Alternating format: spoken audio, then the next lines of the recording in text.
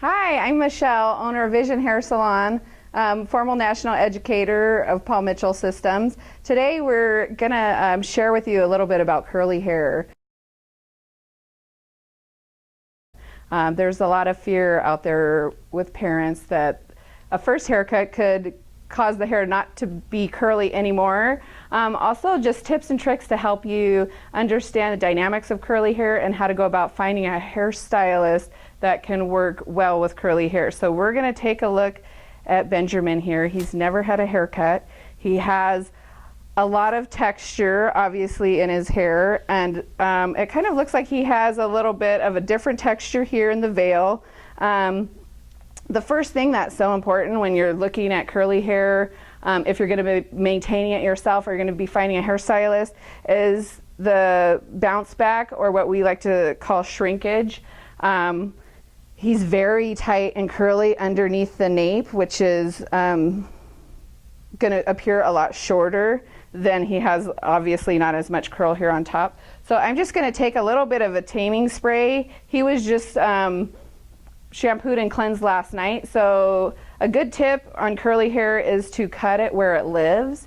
And so since he has just woken up naturally with his curls in place, and this is probably how his curl is going to fall 99% of the time, if we give him a haircut that lives where it's naturally going to fall, it will work out a lot better for him and look a lot more natural.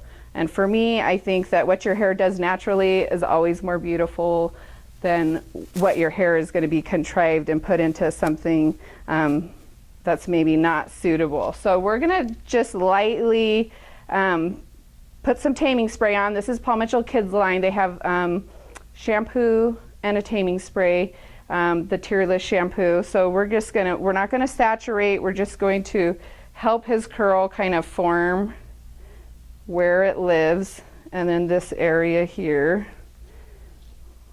So for product for him, he said we have the Baby Don't Cry. The tearless shampoo is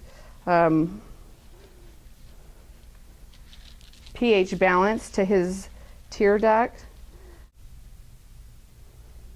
So the curls here that aren't really forming, these are what we call like dehydrated.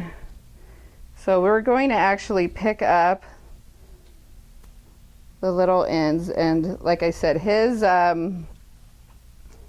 he was about 4 inches on the spring. So his hair, if we take an inch off, it's going to be actually 5 inches in the end. So this, I think a lot of people have had bad experiences with curly hair and have had haircuts that they shrink so much that they, feel like they've gotten a ton of hair off, and sometimes it can take years for that length to come back, and someone with curly hair is not going to see their length as fast as someone with straight hair. So always asking for it to be left on the long side will really help in instructing a hairstylist on how to cut your hair if you're not feeling confident that they know how to cut curly hair.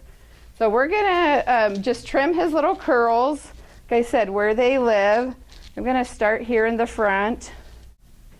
So just really quick, like we were talking about how important it is to determine how much spring curl has. And Ben here has an enormous amount of spring to his hair. So we were saying how a ½ an inch will translate into something else on curly hair depending on length and texture and density. But really, if we look at his hair here, and I'm taking his curl and I'm stretching it all the way down, it's going down to the mid part of his back. And so this is a 6-inch comb, just to give you an idea.